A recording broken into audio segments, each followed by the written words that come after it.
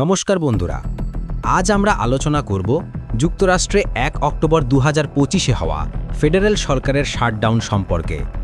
এই শাটডাউনের কারণে পুরো দেশে সরকারি কার্যক্রম স্থগিত হয়েছে এবং লক্ষ লক্ষ কর্মচারীর উপর প্রভাব পড়েছে। এই শাটডাউন হয়েছে কংগ্রেসে বাজেট নিয়ে সমঝোতা না হওয়ার কারণে।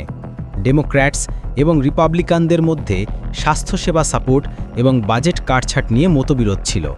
রিপাবলিকানেরা ২১ নভেম্বর পর্যন্ত অর্থায়ন বাড়ানোর প্রস্তাব দিল, আর ডেমোক্র্যাটরা অক্টোবর শেষ পর্যন্ত অর্থায়ন বাড়ানো এবং অ্যাফোর্ডেবল কেয়ার অ্যাক্টের সাপোর্ট বজায় রাখার দাবি করল। উভয় প্রস্তাব বাতিল হওয়ায় শাটডাউনের পরিস্থিতি তৈরি হয়।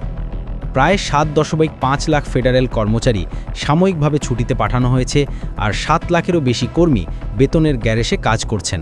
গুরুত্বপূর্ণ সেবা যেমন মেডিকেয়ার, মেডিকেড, টিএসএ এবং অ্যামট্র্যাক চালু আছে, কিন্তু অনেক এজেন্সি আংশিক বা পুরোপুরি কার্যক্রম স্থগিত করেছে।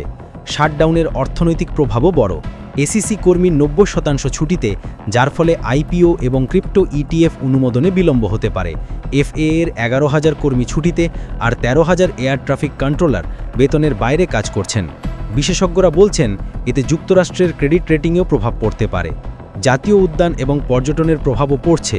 রাষ্ট্রপতি ট্রাম্প ডেমোক্র্যাটদের দায়ী বলেছেন, আর ডেমোক্র্যাটরা রিপাবলিকানদের অভিযোগ করেছেন। আপাতত শাটডাউন চলতে থাকছে এবং কোনো সমাধানের সময়সীমা নেই। এটাই ছিল যুক্তরাষ্ট্রের শাটডাউনের পুরো খবর। এভাবে পশ্চিমবঙ্গ, দেশ এবং বিশ্বের সব খবরের আপডেট পেতে সাবস্ক্রাইব করুন এবং জুড়ে থাকুন আমাদের এসএ নিউজ পশ্চিমবঙ্গ চ্যানেলের সাথে। ধন্যবাদ।